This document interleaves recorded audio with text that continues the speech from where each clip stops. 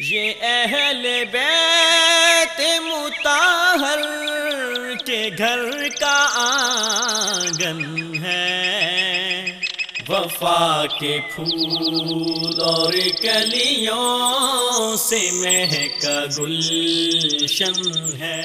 الحمدللہ العزیز الغفار والصلاة والسلام علی سید الابرار، اما بعد اعوذ باللہ من الشیطان الرجیم من حمزہ ونفخہ ونفثہ۔ بسم اللہ الرحمن الرحیم۔ النبی اولا بالمؤمنین من انفسہم وازواجہ امہاتہم، صدق اللہ العلی العظیم۔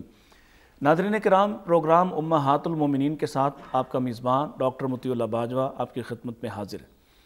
جیسا کہ آپ نے دیکھا، اب تک اللہ تعالیٰ کے فضل و احسان سے ہم نے امہات المومنین رضی اللہ تعالیٰ عنہن کی سیرت، فضائل اور ان کے مختلف کارنامے اور ان کی زندگی کے حوالے سے ہمارے لیے جو مختلف اسباق ہیں وہ آپ کے سامنے ہم نے پیش کیے ہیں، اور مزید بھی انشاءاللہ ایسے تمام اشکالات کا، مغالطات کا جواب دیا جائے گا اچھے پیرائے میں، جو معاشرے میں کہیں نہ کہیں کسی نہ کسی صورت میں پائے جاتے ہیں۔ اس حوالے سے اس لیے بھی یہ ضروری ہے کہ یہ وہ ہستیاں ہیں جن کو اللہ تعالیٰ نے اپنے پاک پیغمبر جناب رسول اللہ صلی اللہ علیہ وسلم کے لیے چنا۔ یہ منتخب کردہ لوگ ہیں، ان کی زندگی ہمارے لیے مشعل راہ ہے، اور بالخصوص میں یہ بار بار یہ بات کرتا ہوں کہ نبی کریم صلی اللہ علیہ وسلم کو اللہ تعالیٰ نے ہمارے لیے اسوہ حسنہ قرار دیا ہے، اسوہ کامل ہیں آپ۔ تو آپ کی جو بیرونی زندگی ہے، یعنی گھر سے باہر کی زندگی ہے، اس کے تو سینکڑوں ہزاروں لوگ شاہد بھی ہیں اور اس کے راوی بھی ہیں، لیکن گھر کی زندگی جو کم و بیش ایک فرد کی اتنی ہی زندگی ہوتی ہے، یعنی اتنا ہی وقت ہوتا ہے جتنا کہ وہ باہر گزارتا ہے۔ تقریباً اگر آپ اس کو آج کے حساب سے بھی کیلکولیٹ کریں تو یہ آپ کو 10-12 گھنٹے سے زیادہ کی ایک دن کی ایک شخص کی گھریلو زندگی ملے گی۔ تو یہ گھریلو زندگی کے مشاہدین کون ہیں، وہ کون مشاہدہ کرے گا، اور وہ گھر کی باتیں کون بیان کرے گا، اور گھر میں آپ کیسے تھے، کیونکہ اللہ کے نبی علیہ الصلوۃ والسلام نے ارشاد فرمایا تم میں سے بہتر وہ ہے جو اپنے گھر والوں کے لیے بہتر ہے، اور میں اپنے گھر والوں کے لیے بہتر ہوں۔ لہٰذا آپ کی ازواج کی زندگی اور آپ کی ازواج سے ملنے والی معلومات ہمارے لیے بڑی اہم اور نادر ہیں، اس لیے کہ وہ رسول اللہ صلی اللہ علیہ وسلم پر گھر میں لگے ہوئے کیمرے ہیں۔ آپ کی ذاتی زندگی، آپ کی نجی زندگی، آپ کی عائلی زندگی، اس لیے خواتین و حضرات، بالخصوص ہماری بچیوں کے لیے، ہماری بیٹیوں کے لیے جنہوں نے نئی زندگی میں جانا ہے، ان کے لیے خاص طور پر یہ پروگرام بہت اہم ہے، اس لیے کہ وہ کیسی مائیں بن سکتی ہیں، امت کی ان بہترین ماؤں جن کو اللہ نے ہماری مائیں قرار دیا ہے، ان کو کیسے ان کی زندگی سے سیکھنا ہے، اس پر ہم آپ کے سامنے بہت ساری معلومات اور بہت ساری چیزیں لے کے آ رہے ہیں۔ ہمارے ساتھ ہماری رہنمائی کے لیے اس سلسلے میں موجود ہیں ہمارے محترم استاد جناب پروفیسر محمد یحییٰ جلال پوری۔ السلام علیکم ورحمۃ اللہ۔ السلام ورحمۃ اللہ۔ اللہ تعالیٰ آپ کی حفاظت فرمائے اور آپ کے حسن میں بھی اضافہ فرمائے جو دن بدن بڑھتا چلا جا رہا ہے۔ اللہ آپ کو بھی بہت برکتوں سے نوازے، کیسے آپ خیریت سے؟ اور آپ کے حسن نظر میں بھی اضافہ فرمائے۔ آمین آمین۔ جزاک اللہ۔ شیخ محترم، اللہ تعالیٰ آپ کو جزائے خیر عطا فرمائے۔ بہت ساری ایسے پہلو، بہت لطیف باتیں آپ ہمیں جو آج تک ہمارے مطالعہ میں تو ہوتی ہیں لیکن ان کے وہ زاویے ہم نہیں سمجھ پاتے، یہ یقیناً اللہ تعالیٰ نے آپ کو خاص ملکہ عطا فرمایا ہے، اور پھر خاص عمر کا ایک جو تجربہ ہے وہ بھی ہمارے کام آ رہا ہے، اور ہمارے ناظرین بھی خوش قسمت ہیں کہ وہ شیخ محترم کو اس پروگرام میں بالخصوص 1 on 1 میں سن رہے ہیں، جس میں صرف انہی کی باتیں ہوتی ہیں اور یا میرے کچھ عاجزانہ سوالات ہوتے ہیں۔ میں ہمارے جو گزشتہ پروگرام تھا وہیں سے واپس آنا چاہ رہا تھا کہ اسی سے چونکہ ہم جڑے رہیں اور لوگوں کی دلچسپی برقرار رہے۔ حضرت خدیجہ رضی اللہ عنہا کے بارے میں آپ نے فرمایا کہ وہ شیب ابی طالب سے جب باہر رہائی نصیب ہوئی تو وہ جو سارا وقت 3 سالہ تھا اور جس میں جو مشقتیں اٹھائیں، اور ظاہر ہے کہ بہت 3 سال کے فاقے، اور پھر ماں ہو تو ظاہر اگر کچھ ملتا بھی ہوگا تو وہ اپنے بچوں پہ ہی نچھاور کرتی ہوں گی یا رسول اللہ صلی اللہ علیہ وسلم پہ نچھاور کرتی ہوں گی۔ وہ جس طرح کی صابرہ اور شاکرہ ہمارے سامنے ان کی تصویر نظر آ رہی، تو ان کی صحت بگڑ گئی، 6 ماہ وہ حیات رہیں، 6 ماہ کے بعد وہ وفات پا جاتی ہیں، اور یہ غالباً وہی سال ہے جس میں حضرت ابو طالب بھی وفات پا جاتے ہیں۔ اس کو عام الحزن کیوں کہا گیا؟ 2 زاویے ہیں اس کے۔ ایک تو یہ ہے کہ یہ دونوں شخصیتیں رسول اللہ صلی اللہ علیہ وسلم کے قریب تھیں، ٹھیک، آپ کو عزیز تھیں۔ بالکل صحیح۔ سیدہ خدیجہ سے بھی بے پناہ محبت تھی، اور اپنے چچا جناب ابو طالب سے بھی بہت زیادہ تعلق اور قرب تھا۔ ایک تو یہ ہے پہلو، اتنے قریب کے لوگوں کا ساتھ ساتھ جدا ہو جانا، ایک تو یہ حزن کا سبب ہے۔ یہ دونوں آپ کے ڈھال تھیں، دونوں ہی شخصیات۔ یہ دوسرا پہلو ہے کہ ان دونوں کی تائید سے، ان کی طرف سے آپ کو جو آپ کا دفاع کیا جاتا تھا، اس کی وجہ سے مشن کو ایک طرح سے تحفظ جتنا ممکن تھا وہ یہ دونوں دیتے تھے۔ بلکہ وہ جو انہوں نے کہا کہ اصل بائیکاٹ تو اسی بنیاد پہ نہ تھا نا کہ آپ ہمیں اپنا بھتیجا ہمارے حوالے کر دیں، ہم اس کو قتل کر دیتے ہیں اور آپ سے ہمارا کوئی جھگڑا نہیں ہے، اور ہمارا ایک بچہ جو ہے وہ آپ رکھ لیں، اس کو بیٹا بنا لیں۔ یہی تھی بات، اصل بات تو دین کی تھی اور اسی مشن کی تھی۔ بلکہ آپ یہ دیکھیں نا کہ اسی شیب ابی طالب میں کے محاصرے سے پہلے وہ پیشکش بھی تو ہوئی خود رسول اللہ صلی اللہ علیہ وسلم سے بھی کہ آپ کیا چاہتے ہیں، بادشاہ بننا ہے تو مکے کا بادشاہ بنا دیتے، مال چاہیے تو اتنا مال اکٹھا کر کے دیں گے کہ مکے پورے میں آپ جتنا امیر کوئی نہیں ہوگا، اگر اور شادیاں کرنی ہیں تو خوبصورت ترین رشتے آپ کے رشاور ہیں وہ دے دیں گے، لیکن آپ یہ ہمارے بتوں کو، ہمارے خداؤں کو برا بھلا کہنا چھوڑ دیں۔ اور جناب ابی طالب سے بھی جا کے بار بار یہ بات کہی گئی کہ ہمیں دے دیں۔ صحیح۔ تو جب ابو طالب نے رسول اللہ صلی اللہ علیہ وسلم سے بات کی تو آپ کا جواب وہی تھا جو ایک پیغمبر کا ہونا چاہیے اور آخری پیغمبر کا۔ فرمایا یہ جتنی پیشکشیں ہیں چچا یہ تو چھوڑیں، اگر یہ لوگ میرے ایک ہاتھ پہ سورج کو لا کے رکھ دیں اور دوسرے ہاتھ پہ چاند کو لا کے رکھ دیں تو بھی میں اپنے مشن سے پیچھے نہیں ہٹ سکتا۔ بالکل صحیح۔ یہی وہ موقع ہے جس پہ لکم دینکم ولی دین والی بات بھی نازل کی گئی ہے۔ یہ بھی آئی، اور اس میں آپ کو یہ پہلو دیکھیے کہ آپ کو اپنا مشن عزیز کتنا تھا۔ صحیح۔ اور عزیز تھا نا اسی لیے جب وہ ایک وقت ابتدا میں آیا تھا جب وحج کا انقطاع ہوا تھا کچھ عرصے کے لیے، تو آپ کو کتنا قلق تھا اور اس کی وجہ سے کتنا دکھ تھا کہ آپ فرماتے کہ میں دل چاہتا تھا کہ میں کسی اونچے سے پہاڑ کی کسی چوٹی سے اپنے آپ کو گرا دوں۔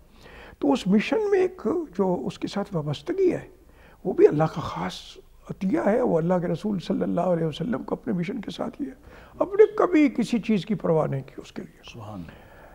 تو اب جو حزن تھا ایک یہ پہلو بھی تھا، اب اس مشن کے حوالے سے تحفظ کی کوشش کرنے والی دو نمایاں ترین شخصیتیں نہیں رہی، اور اس کے بعد مشکل دور آ گیا۔ اسی لیے رسول اللہ صلی اللہ علیہ وسلم نے اگرچہ مشکلات کے وجہ سے بہت سے لوگوں کو ہجرت کی اجازت دیتے رہے، ان دنوں میں بھی دی، جی صحیح، ٹھیک ہے، لیکن آپ نے خود نہیں سوچا تھا ابھی تک، لیکن اب آپ کو مجبوراً یہ سوچنا پڑا کہ اچھا میں طائف جا کے دیکھوں شاید وہ مان جائے۔ یعنی یہ ان دو شخصیات کے انتقال کی وجہ سے آپ نے یہاں سے اپنی دعوت کو شفٹ کرنے کا سوچا، کے بارے میں سوچا، اس لیے کہ ان کی سپورٹ یہاں مقابلہ بڑھ گیا، اور طرح کا ہو گیا، مقابلہ ہو گیا۔ اب وہ ان کے ہاں تو کوئی نہ شرم و حیا رہی کفار میں، وہ جو رکاوٹ ایک تھی حضرت ابو طالب والی وہ بھی ختم ہو گئی، اور جناب خدیجہ، سیدہ خدیجہ کی طرف سے وہ بھی ایک بڑی مالدار صاحب با اثر خاتون تھیں، بہت بڑی۔ ان کے والد جو تھے ان کے اتنے احسانات تھے قریش مکہ پہ کہ انہوں نے ہمیشہ لوگوں کی مدد کی تھی، بھوکے ہوں تو کھلاتے تھے۔ معاشرتی اور سیاسی پہلو سے بھی دیکھیں تو یہ دونوں شخصیات حضرت رسول اللہ صلی اللہ علیہ وسلم کے لیے ایک تحفظ کا ذریعہ تھیں۔ بالکل ٹھیک۔ تو اس لیے آپ پھر دوسری جگہ کے بارے میں آپ نے سوچا، اور پھر بڑھ گئی وہ اذیتیں جو رسول اللہ صلی اللہ علیہ وسلم کو پہنچتی تھیں اور دوسرے مسلمانوں کو جو پہنچتی تھیں، وہ سب میں اضافہ ہوتا گیا، بہت بڑھ گئی، اور اس کا نتیجہ یہ نکلا کہ پھر ہجرت کا ایک سلسلہ شروع ہو گیا۔ اچھا شیخ، یہ جو یعنی آپ کے ایک تو آپ کے چچا انتقال کر گئے، ایک غم تو یہ ہے، ایک آپ کی محبوب بیوی اور آپ کی واحد ساتھی اور اس وقت تک جو گھریلو طور پر آپ کے گھر کے محاذ کو سنبھالنے والی جو ہیں وہ اس دنیا سے چلی گئی۔ تو نبی پاک علیہ السلام پر اس کے کیا اثرات مرتب ہوئے؟ یعنی وہ ایک تو ذمہ داریوں کا بوجھ پڑ گیا، گھر والی ذمہ داریاں بھی آپ کے کندھوں پہ ہیں، اور اس کے علاوہ ایک جو غم گسار ساتھی تھا اس سے بھی آپ وقت محروم ہوئے۔ تو یہ جو وقت آپ کا ہے، یعنی ایک تو ہمیں یہ بتائیے کہ ان کی تجہیز و تکفین کا سلسلہ کیسے رہا، ان کو دفن کہاں کیا گیا، اور ساتھ ہی ساتھ کہ اللہ کے رسول اسلام پر اس کے کیا اثرات مرتب ہوئے؟ اللہ کے رسول صلی اللہ علیہ وسلم تو اس نام سے جو آپ نے سال کو دیا تھا عام الحزن، اسی سے ثابت پتہ چلتا ہے کہ آپ کا یہ پہلے کسی سال کو غم کا سال نہیں کہا، حالانکہ اذیتیں بہت تھیں، تکلیفیں ہوتی رہیں، برداشت کرتے رہے، لیکن یہ ایک وہ ایسا بعد میں بھی بڑے بڑے غم اٹھائے ہیں بعد میں بڑے بڑے، لیکن عام الحزن آپ نے جس کو کہا ہے وہ یہی ہے۔ ٹھیک، پہلی بات تو یہ ہے۔ دوسری بات یہ ہے کہ رسول اللہ صلی اللہ علیہ وسلم کے ساتھ جب باہر آئیں سیدہ خدیجہ رضی اللہ تعالی عنہا، تو وہ اس کیفیت میں تھیں کہ ان کی حالت دیکھ کے بھی اللہ کے رسول صلی اللہ علیہ وسلم کو دکھ پہنچتا تھا، ان کی صحت کا برا حال تھا وغیرہ وغیرہ، جو شدتیں تکلیفیں اٹھائی تھی اس کی وجہ سے۔ پھر سیدہ خدیجہ کا انتقال ہوتا ہے 6 مہینے بعد تقریباً۔ سیدہ عائشہ رضی اللہ تعالی عنہ فرماتی ہیں کہ نماز فرض ہونے سے پہلے سیدہ خدیجہ کا انتقال ہوا ہے۔ یہ ہجرت سے 3 سال تقریباً پہلے کا زمانہ ہے، اور یہ جب آپ مطلب آپ کی وفات ہوئی ہے سیدہ خدیجہ رضی اللہ تعالی عنہ کی، تو رسول اللہ صلی اللہ علیہ وسلم نے تجہیز و تکفین اسی طریقے کے مطابق جو دین حنیف میں تھی اسی کے مطابق کی، اور وہی سلسلہ آج تک قائم ہے۔ اور پہلی شخصیت ہیں جن کی جنازہ پڑھا گیا، سبحان اللہ، اور پہلی شخصیت ہیں کہ جن کی قبر میں اللہ کے رسول صلی اللہ علیہ وسلم اترے، اللہ اکبر، اللہ اکبر۔ پہلے یعنی بعد از اعلان نبوت، بعد از اعلان رسالت جو ہے، یہ آپ پہلی دفعہ اس کی قبر، ان کی قبر میں اترے، اور آپ کے لیے خصوصی دعائیں کی آپ نے۔ تو اس سے محبت کا بھی پتہ چلتا ہے۔ دفن کہاں کیا گیا آپ کو؟ ہاں، مکہ میں جہاں قبرستان تھا تو وہاں یہ دفن ہوئی۔ عمومی قبرستان ہے یا کوئی عمومی قبرستان؟ اب تو شاید عمومی نہ رہا ہو، ممکن ہے، لیکن اور خاص طور پہ یہ حصہ جہاں رسول اللہ صلی اللہ علیہ وسلم کا خاندان ہے، تو واقعی اب تو مالات زیادہ بڑی جگہ ہے، لیکن دیگر بھی آپ کے خاندان کی قبریں یہیں پہ ہیں؟ ظاہر ہے، وہ مکے میں جتنے بھی آپ کے چچا تھے، دادا تھے، پردادا تھے، تو وہ خاندان تو یہی تھا۔ اور پھر یہ بھی کہ رسول اللہ صلی اللہ علیہ وسلم کے دونوں فرزند، اگر جو صحیح ترین بات ہے وہ 2 تھے، تو وہ بھی وہ یہی ہیں، اسی میں یہیں دفن ہوئے۔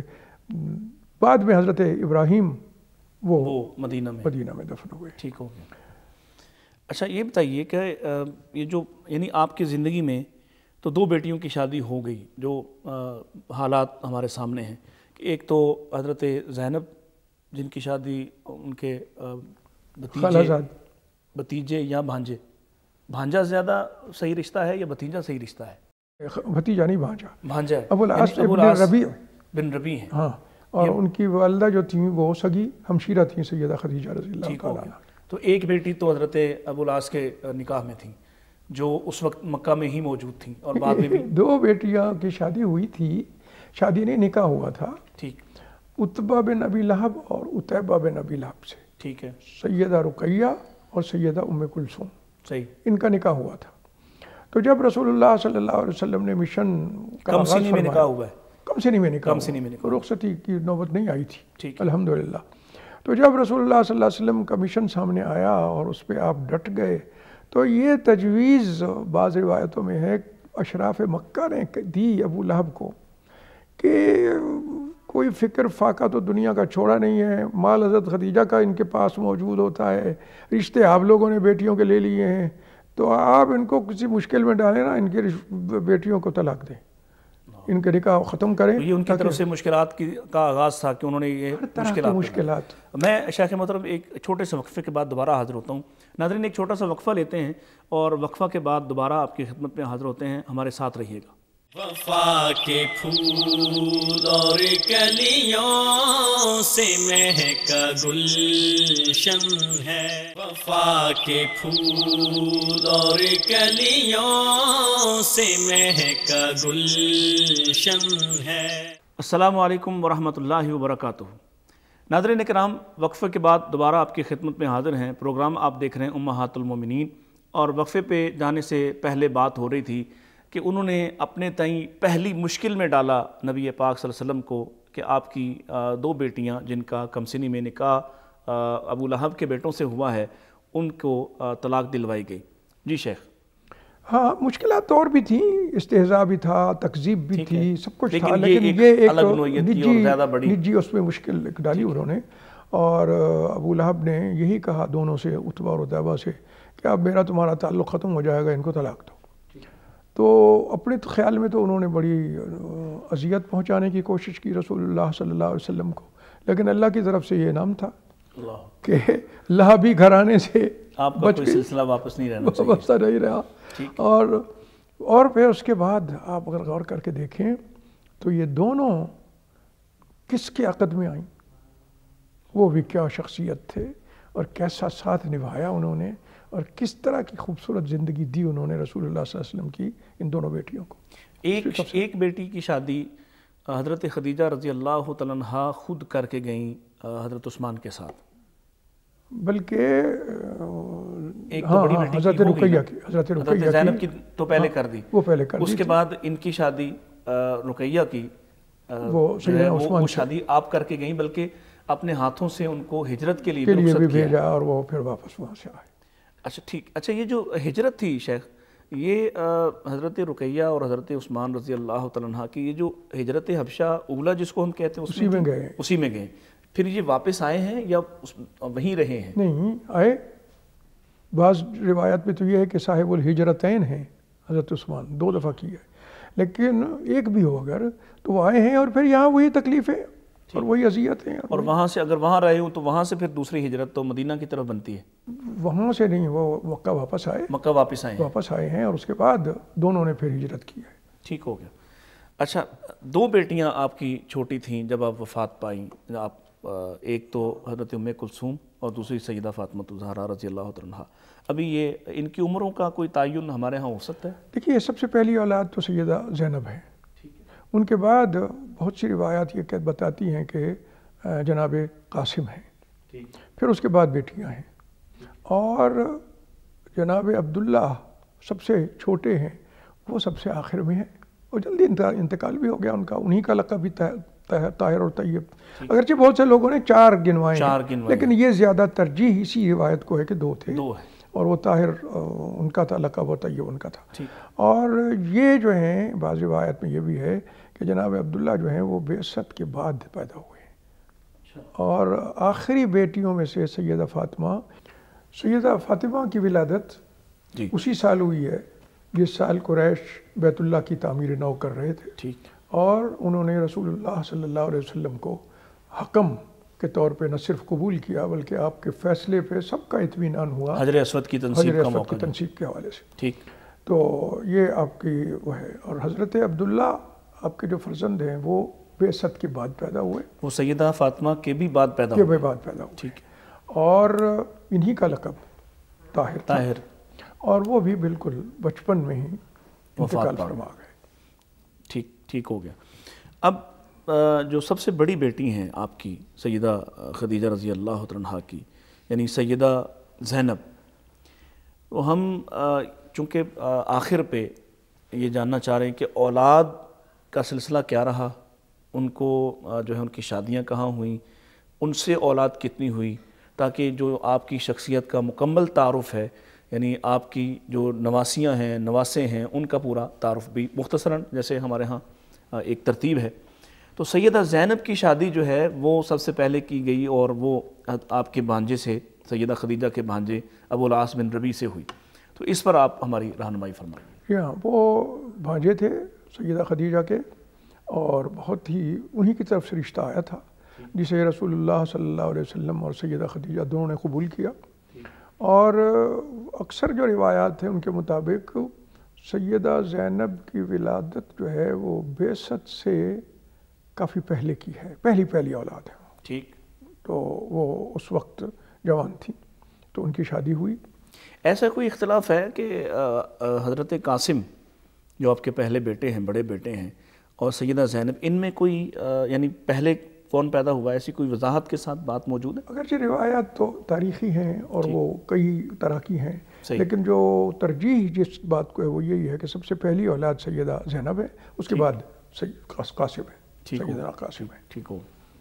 اور وہ سیدہ خدیجہ رضی اللہ تعالی عنہا ایک متمول خاتون تھیں، اور اس زمانے میں دستور تھا کہ وہ بچہ پیدا ہوتے ہی تھوڑے عرصے کے بعد کسی انا کے سپورٹ کر دیا، دودھ پلانے والی کے. اور وہ یہ بھی ہوتا تھا کہ وہ بلا شک اپنے گاؤں وغیرہ میں لے جائے جہاں اچھی آب و ہوا ہو. تو سیدہ خدیجہ نے بھی یہی کیا. صحیح. تو ان کے دودھ پلانے کے انتظامات ہوتے گئے، اس لیے سیدہ خدیجہ کے ہاں پھر تھوڑے تھوڑے وقفے کے بعد، ایک سال کے بعد بچے پیدا ہوتے رہے. اب تو یہ میڈیکل سائنس بھی کہتی ہے کہ اگر دودھ پلانے کا سلسلہ چلتا رہے تو پھر دیر لگتی ہے، اگر نہ چلتا رہے تو پھر جلدی جلدی ہو جاتی ہے. تو ایک سال کے وقفے کے بعد یہ بچے پیدا ہوئے، اور یہی ترتیب ہے کہ سیدہ زینب ہے، پھر جو ترجیح ہے اگرچہ روایات ہر طرح کی. ٹھیک. اس کے بعد سیدنا قاسم ہے، پھر سیدہ رقیہ، پھر سیدہ ام کلثوم، پھر سیدہ فاطمہ، اور آخر میں سیدنا عبداللہ. تو یہ شادی جو ہے وہ کس سال میں ہوتی ہے سیدہ زینب کی اور حضرت ابو العاص بن ربیع کی؟ یہ بعثت سے بہت پہلے کی ہے، بہت پہلے ہو گئی. شادی جو ہے وہ کافی بعثت سے پہلے ہوئی ہے. ٹھیک. اور بہت زیادہ پہلے تو نہیں، لیکن پہلے بعثت سے قبل ہو چکی تھی. اور اس کی وجہ یہی تھی کہ سارے عرب میں دستور تھا کم سنی کی شادی کا. حضرت عائشہ صدیقہ رضی اللہ تعالیٰ عنہ کے حوالے سے جو باتیں کہی جاتی ہیں بعد میں دیکھیں گے ہم ان کو، تو وہ بھی دستور کے مطابق شادی ہوئی تھی. صحیح. اسی طرح سے سیدہ زینب کی شادی بھی ہوئی ہے. اور یہ بھی بات ہے کہ شادی پہلے ہوئی ہے، اس کے بعد رسول اللہ صلی اللہ علیہ وسلم کی بعثت ہوئی ہے، اور بعثت کے ساتھ ہی سیدہ زینب ایمان لے آئی ہیں. جبکہ ابو العاص بعض روایتوں میں ہے کہ وہ باہر گئے ہوئے تھے، بعض میں یہ ہے کہ وہ موجود تھے لیکن وہ ایمان اس وقت نہیں لائے. لیکن وہ شادی اسی طرح چلتی رہی، اس لیے کہ اس وقت تک علیحدگی کا کوئی حکم اللہ کی طرف سے نہیں آیا تھا. ٹھیک. اور اس شادی میں 2 بچے ہوئے. ٹھیک. امامہ ہیں جو بعد میں کئی روایات میں ان کا ذکر آتا ہے، اللہ کے رسول صلی اللہ علیہ وسلم نے اٹھایا تھا ان کو نماز پڑھتے ہوئے. اور ایک بیٹا ہے وہ علی ابن ابی العاص. ٹھیک. اس سے اندازہ کیجئے ذرا کون سا نام رکھا گیا، وہی جو اللہ کے رسول صلی اللہ علیہ وسلم کے گھر میں محبوب اور محبوب ترین. دیکھیے یہ اتنا ویل نیٹ فیملی ہے، ساری باہمی طور پر ایسے جڑے ہوئے ہیں، اتنی باہمی محبت اور الفت ہے، اور ایک دوسرے کے بارے میں ایسے خوبصورت جذبے ہیں محبت کے کہ انہی ناموں کو. اور سیدہ فاطمہ اپنی بڑی بہنوں کے نام پر اپنے بچوں کے نام رکھتی، اپنی سگی بہنوں کے نام پہ سارے بچوں کے نام رکھتی ہیں. یہ سارا اسی طرح ہوتا رہا. سبحان اللہ. اور پھر جب ہجرت ہوئی تو اس وقت رسول اللہ صلی اللہ علیہ وسلم نے سیدہ رقیہ، اور سیدہ رقیہ تو گئی ہوئی تھیں، سیدہ ام کلثوم اور سیدہ فاطمہ، ان کو بلوا بھیجا. زینب جو تھیں وہ اپنے خاوند کے ساتھ تھی. اس وقت تک علیحدگی کا کوئی حکم نہیں آیا تھا، وہ مکہ میں تھی. ٹھیک. جنگ بدر کے موقع پہ جب ابو العاص قیدی بن گئے تو اس وقت سیدہ زینب جو ہے وہ مکہ میں تھی. اس سے پہلے کوئی ایسا ہمیں ابو العاص بن ربیع رضی اللہ تعالیٰ عنہ سے نبی پاک علیہ السلام کی مخالفت کا کوئی واقعہ نہیں ملتا؟ کوئی واقعہ نہیں ہے کہ کہیں انہوں نے مخالفت کی ہو، کہیں آپ کو کوئی پریشانی دی ہو یا بیٹی کو پریشان کیا ہو؟ ہرگز نہیں ایسا. البتہ اتنا ضرور ہے کہ وہ ساری برادری کے دباؤ سے مسلمان نہیں ہو سکے، وہ بدر میں شامل ہوئے. وہ تو آپ کے اپنے خاندان والے بھی شامل ہوئے، یعنی حضرت عباس وغیرہ کو بھی لایا گیا، اور آپ نے منع فرمایا کہ وہ اپنے دل سے نہیں آئے، ان کے لیے ان کے خلاف تلوار نہ اٹھانا. تو یہ تو اور بھی بہت سے لوگ ہیں جو نہیں چاہتے تھے لڑائی، نہیں چاہتے تھے، تو وہ آئے ہیں. وہ جو قبائلی بندھن تھے وہ اسی طرح کے تھے کہ وہ آنا پڑا ان کو. اور جب وہ قیدی تھے تو جناب سیدہ زینب نے ان کو آزاد کروانے کے لیے اپنا جو ہار تھا وہی تھا سب سے قیمتی چیز ان کے پاس، اللہ اکبر، وہی بھیجا کہ فدیہ کے طور پہ یہی، اور کچھ نہیں رہا ہوگا ظاہر ہے، جو مشکلات ہیں اور پھر وہ قید کی زندگی تھی ان کی، وہ قید کا وقت تھا۔ تو وہ جب رسول اللہ صلی اللہ علیہ وسلم نے دیکھا کہ تو وہی ہار ہے جو سیدہ خدیجہ نے اپنی بیٹی کو رخصتی کے وقت دیا تھا، فرق کا لہو، اللہ، تو اس پہ یہ کہ اللہ کے رسول صلی اللہ علیہ وسلم پہ رکت طاری ہوئی۔ تو آپ نے صحابہ سے کہا کہ اگر تم لوگ چاہو تو یہ ہار جو ہے واپس کر دو، بیٹی کو ہار واپس کر بیٹی کو ہار واپس کر یہ دو، تحفہ ہے اس کی ماں کا۔ اور تمہیں پتہ ہے کہ اس کا کیا تعلق ہے، کیا کیا مقام ہے اس پر۔ آپ بااختیار تھے، لیکن آپ نے ان سے سوال کیا، صحابہ کو اعتماد میں لیا، کیا خوبصورت انداز ہے۔ نہیں، بلکہ ایک طرح سے ان سے یہ فیور مانگی، صحیح، اور صحابہ نے یک زبان ہو کے کہا کہ ہم نے دے دیا، سبحان اللہ۔ وہ دے دیا۔ پھر ابو العاص کو رہائی مل گئی۔ اللہ کے رسول صلی اللہ علیہ وسلم نے ان سے وعدہ لے لیا کہ آپ جا کے زینب کو ہار بھیج دیں۔ واپس کر دیا، یعنی جو مال آیا تھا وہ واپس کر دیا، اور اصل میں اس رہائی کی شرط رکھ دی۔ یہ ان سے وعدہ لے لیا کہ جا کے میری بیٹی کو میرے پاس بھیج دو گے، اس لیے کہ اب حکم آ چکا ہے۔ ابھی نہیں، اب حکم نہیں آیا، اچھا، ابھی بات اس کے بعد ابھی آئی۔ اس کے بعد آیا۔ لیکن ویسے رسول اللہ صلی اللہ علیہ وسلم نے مناسب نہیں سمجھا کہ وہ کفر کے عالم میں رہیں ابو العاص، اور وہ ان کے ساتھ زندگی گزارتے رہیں۔ تو سیدہ زینب کو انہوں نے بھیجنے کی کوشش کی، ان کی قوم بلکہ قریش کے لوگوں نے روکا۔ حبار ابن اسود ایک اور آدمی ہیں، ان دونوں نے ان کی سواری کو نیزے مارے، جس سے آپ گر گئیں اور حمل ضائع ہو گیا، اور سیدہ زینب اس کے بعد مستقل آخری وقت تک بیمار رہیں۔ بلکہ آپ نے جو ارشاد فرمایا کہ یہ میری بیٹی، وہ میری بیٹی ہے جو میری بیٹیوں سے افضل ہے، اس لیے کہ اس کو میری وجہ سے بہت مصائب برداشت کرنے پڑے ہیں، اور یہ لمبی بیماری بھی تھی، آخری وقت تک ان کی رہی ہے بیماری ہے، اور وہ 8 ہجری میں وفات پائی ہے ابتدا میں۔ اسی پر مزید آپ سے کچھ جاننے کی کوشش کرتے ہیں، وقت ہوا چاہتا ہے ایک چھوٹے سے وقفے کا۔ ناظرین، ایک وقفہ لیتے ہیں اور وقفے کے بعد دوبارہ آپ کی خدمت میں حاضر ہوتے ہیں، ہمارے ساتھ انتظار فرمائیے گا۔ وفا کے پھول اور کلیوں سے مہکا گلشن ہے، وفا کے پھول اور کلیوں سے مہکا گلشن ہے۔ السلام علیکم ورحمۃ اللہ وبرکاتہ۔ ناظرین کرام، پروگرام آپ دیکھ رہے ہیں امہات المومنین رضی اللہ تعالیٰ عنہن، اور وقفے پہ جانے سے پہلے پروفیسر صاحب سے ہم جان رہے تھے کہ سیدہ زینب رضی اللہ عنہا نے کیسی مشکلات جو ہیں وہ برداشت کیں کہ جب وہ وہاں سے ہجرت کا سفر کرتی ہیں، جناب رسول اللہ صلی اللہ علیہ وسلم کی اس شرط کے مطابق ان کے شوہر ان کو بھجواتے ہیں، تو اپنے بھائی کے ساتھ بھیجنا پڑا، کیونکہ اس سے پہلے جب وہ ایک دفعہ نکلیں تو ان کے ساتھ قوم نے کس طرح کا سلوک کیا۔ جی شیخ، مزید اس پر ہم چاہیں گے کہ ان کے جو 2 بچے تھے ان کی تفصیل ہو جائے، تاکہ پھر ہم اس کے بعد اگلی بیٹی اور اس کے بعد باقی اولاد کی طرف آئیں۔ دیکھیے، پہلے تو یہاں بھی ایک یہ بات، کیونکہ میں ایک معذرت کے ساتھ آپ کی بات کاٹ رہا ہوں، ہم یہ حصہ اس لیے چاہ رہے ہیں بیٹیوں کے حوالے سے یا اولاد کے حوالے سے کہ بیٹیوں کے لیے جو بیٹیوں کی زندگی ہے اس میں بھی ہمیں سیدہ خدیجہ رضی اللہ تعالیٰ عنہا کا کردار مسلسل دکھائی دیتا ہے، ان کی اپنی ذاتی زندگی اور پھر ان کی اولاد کی زندگی میں، اس لیے ہم مختصراً اس کا ذکر کرنا چاہ رہے ہیں۔ اور حقیقت نہیں، رسول اللہ صلی اللہ علیہ وسلم اور حضرت خدیجہ کی تربیت تھی جس کی وجہ سے یہ باکمال بالکل صحیح خواتین، یہ ہمارے لیے نمونہ ہیں، یہ بھی بناتے رسول کہ صلی اللہ علیہ وسلم۔ نہ صرف ماں بلکہ بیٹیاں بھی اسی طرح صبر، شکر اور اسی طرح سے مشکلات برداشت کرنے والی اور اسی طرح سے اسلام کے لیے خدمات پیش کرنے والی ہیں، اور اسی طرح سے بہترین نمونہ ہے سب کے لیے۔ تو جب سیدہ زینب تشریف لے آئیں رسول اللہ صلی اللہ علیہ وسلم کے پاس، تو اس کے بعد پھر ایک اور واقعہ ہوا ان کی ازدواجی زندگی کے حوالے سے، اور وہ یہ ہے کہ یہ کاروبار کرتے تھے ابو العاص بن ربیع۔ تو ایک اسی طرح کے کاروباری سفر میں احد کے بعد کا واقعہ ہے، یہ شام گئے اور واپسی پہ ایک سریہ تھا رسول اللہ صلی اللہ علیہ وسلم نے بھیجا ہوا تھا، یہ اس کے قابو آ گئے اور ان کو گرفتار، ان کا مال جو ہے سارا قبضے میں لے لیا گیا۔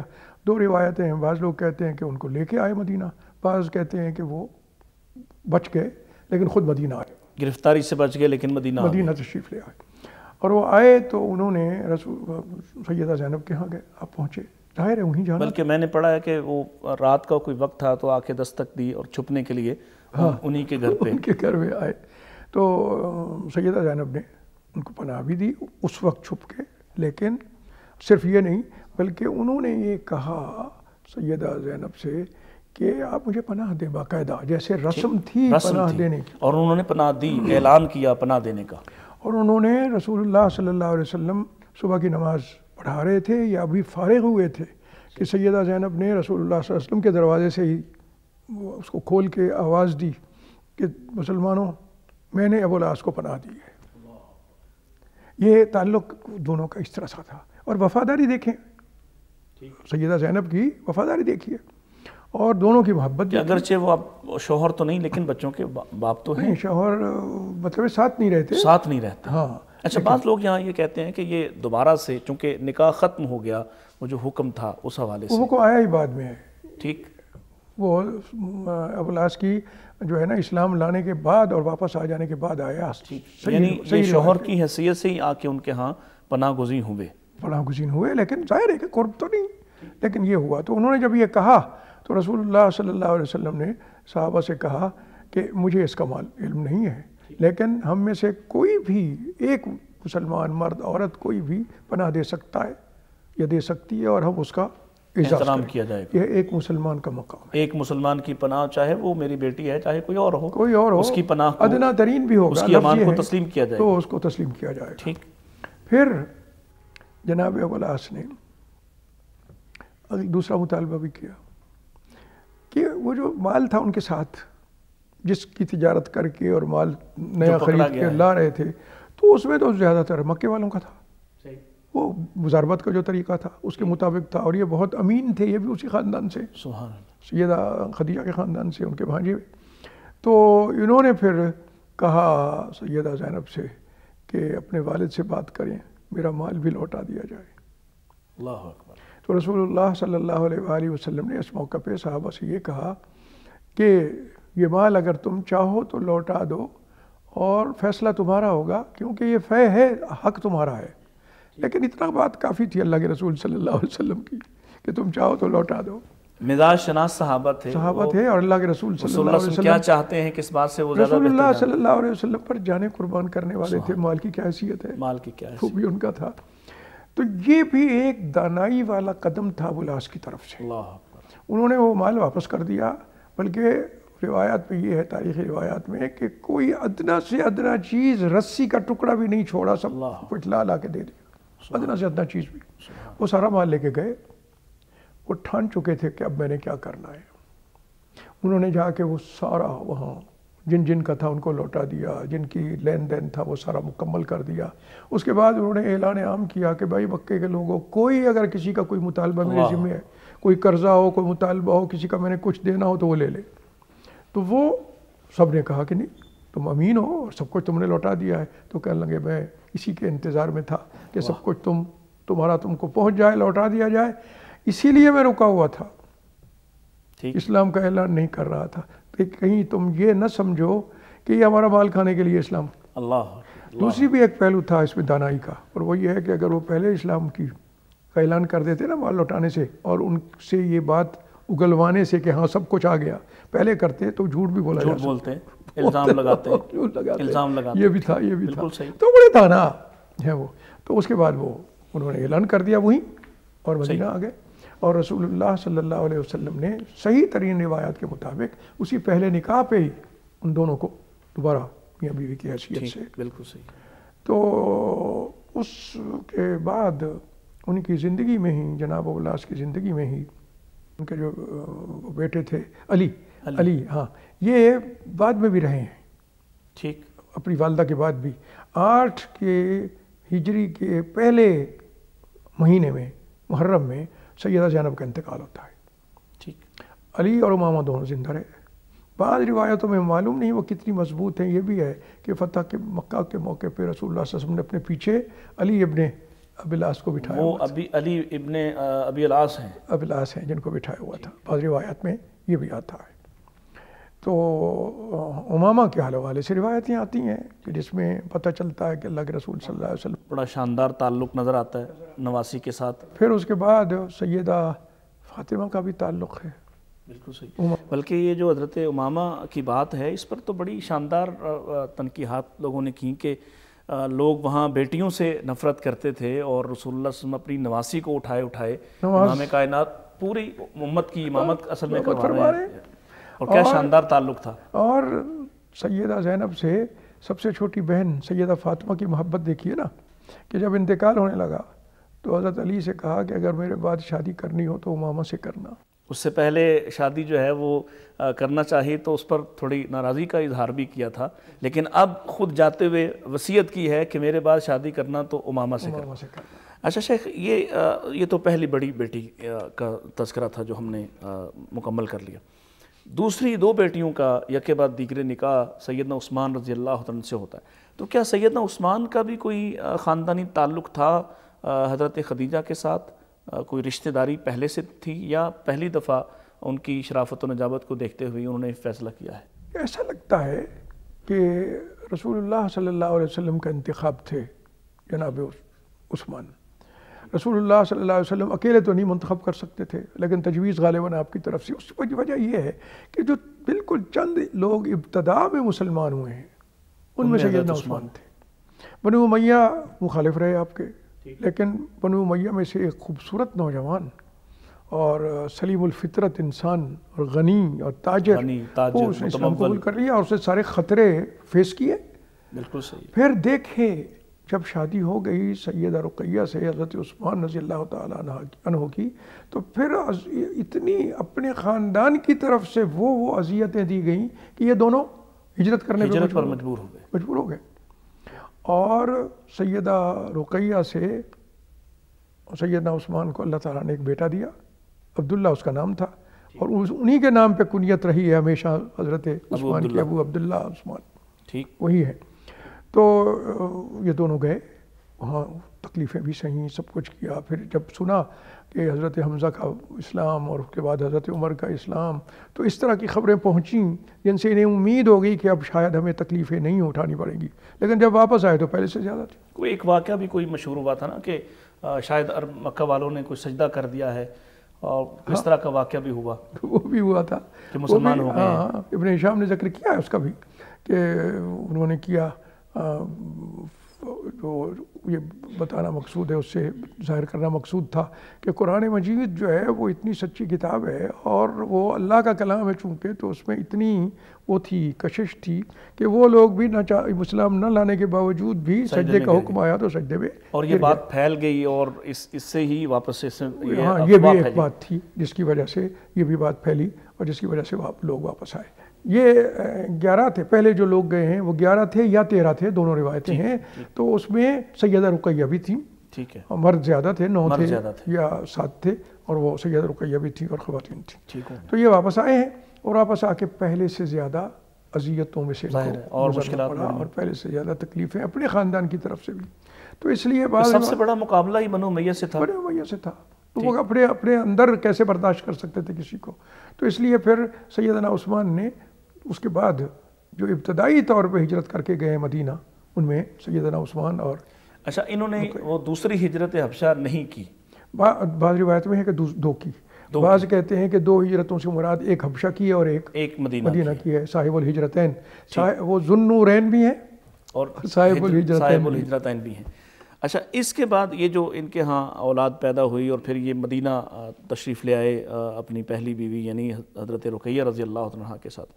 تو وہ حصہ تھوڑا سا ہم جاننا چاہ رہے ہیں جس میں رسول اللہ صلی اللہ علیہ وسلم ہجرت کر کے آپ بھی پہنچ جاتے ہیں، اور پھر یہ جو حضرت عثمان کا سلسلہ ہے پہلی بیوی کے ساتھ وہ بیمار پڑتی ہیں اور ادھر سے بدر کا مارکہ پیش آتا ہے. اس پر میں چاہ رہا تھا آپ روشنی ڈالیں. کیا یہ وہی سیدہ رقیہ بھی ان تمام اذیتوں سے گزرنے کے بعد ان کی بھی صحت کا عالم یہی تھا، تو وہ بیمار پڑیں اور کافی ان کی بیماری کچھ عرصے تک ہے، چند ہفتوں کی بیماری ہے. تو سیدنا عثمان ان کی اعتبارداری کر رہے تھے جیسے کرنی چاہیے تھی. اچھا ویسے بھی ہم دیکھ رہے ہیں کہ بیٹے آپ کے تینوں دو پہلے والے اور آخری والا بھی سب بچپن میں فوت ہو گئے، اور بیٹیاں تقریباً سب جوانی میں فوت ہو گئیں۔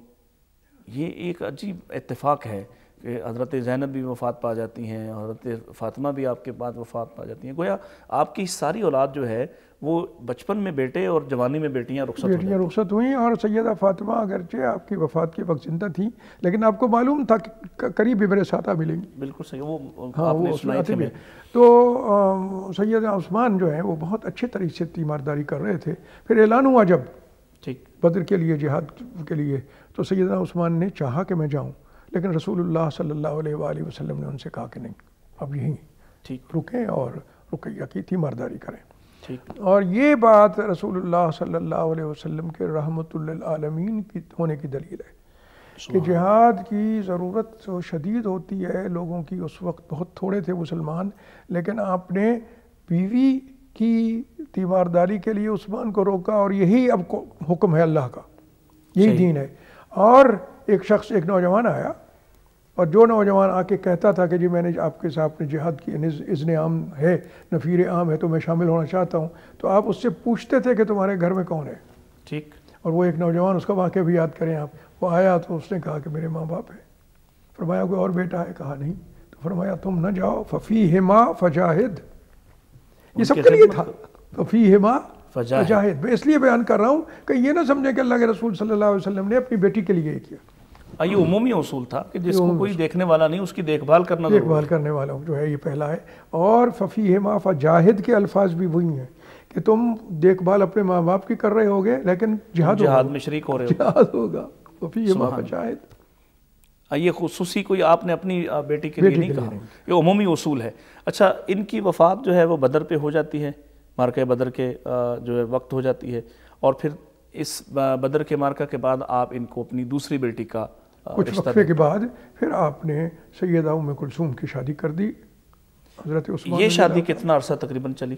یہ شادی جو ہے، یہ دوسری شادی جو ہے بدر 2 میں ہے، آخر کا زمانہ ہے، رمضان ہے، تو یہ شادی جو ہے یہ اس تک چلی ہے 9 ہجری میں۔ گویا یہ فتح مکہ کے بعد وفات پاتی ہیں۔ ہاں، ٹھیک ہو گیا۔ اچھا، پروگرام کا وقت ختم ہوا چاہتا ہے، اور اس کے بعد سیدہ فاطمہ الزہرا رضی اللہ عنہا اور ان کی شادی حضرت علی کے ساتھ کس طرح سے ہوئی، اور یہ ایک حصہ سیدہ خدیجہ کی زندگی کے حوالے سے رہ گیا ہے۔ میں آپ کا شکریہ ادا کرتا ہوں کہ آپ نے ہمیں اپنا نہایت قیمتی وقت دیا اور بہت ہی خوبصورت پیرائے میں ہماری رہنمائی فرمائی۔ ناظرین کرام، پروگرام کا وقت ختم ہوا چاہتا ہے۔ پروگرام امہات المومنین آپ کے لیے مختلف قسم کی معلومات الحمدللہ لے کے آ رہا ہے۔ اب جاتے جاتے میں ایک جو روزانہ کی روٹین ہے، معمول ہے کہ سبق کیا ہے ہمارے لیے، اور آج کا سبق جو میں سمجھتا ہوں، جب آپ کی بیٹیوں یعنی حضرت خدیجہ رضی اللہ تعالیٰ عنہا کی بیٹیوں کے متعلق جو ہے وہ ہم نے معلومات حاصل کی ہیں، تو ایک بات جو بالکل سامنے کی بات ہے، یا یوں سمجھیے کہ سامنے کا رزلٹ اور نتیجہ ہے کہ آپ نے اپنی بیٹیوں کی تربیت بھی اپنے مزاج کے مطابق کی ہے، اور کس قدر شاندار تربیت تھی کہ ہم دیکھتے ہیں کہ آپ کی تمام بیٹیاں چاروں کی چاروں مشکلات، مصائب اور بہت ساری ایذائیں انہوں نے برداشت کی ہیں، اور کوئی ایک بھی ایسی ہمیں مثال نہیں ملتی کہ کسی ایک نے بھی اپنے شوہر کے حوالے سے کسی قسم کی کوئی کمی کی ہو۔ ایک سے ایک بڑھ کر اپنے شوہروں کی وفا شعار اور اپنے شوہروں کے ساتھ اچھا تعلق نبھانے والی۔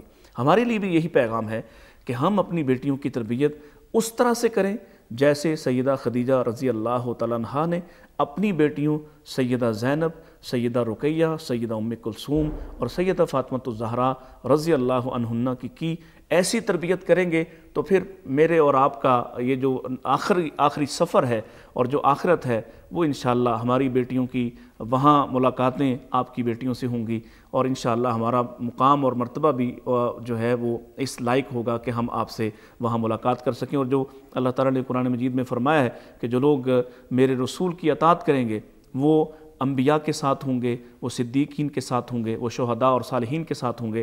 اللہ تعالیٰ ہمارا خاتمہ بھی ان کے ساتھ فرما دے۔ اسی پر اجازت دیجیے، نئی معلومات اور نئے سوالات کے ساتھ انشاءاللہ آپ اگلے پروگرام میں حاضر ہوں گے۔ تب تک کے لیے اجازت دیجیے۔ اللہ حافظ۔ السلام علیکم ورحمۃ اللہ وبرکاتہ۔ دیا نکھار بصیرت کا میلی دنیا میں، جہاں سے خوشبوئے توحید پھیلی دنیا میں، یہ اہل بیت مطہر کے گھر کا آنگن ہے۔ وفا کے پھول اور کلیوں سے مہکا گلشن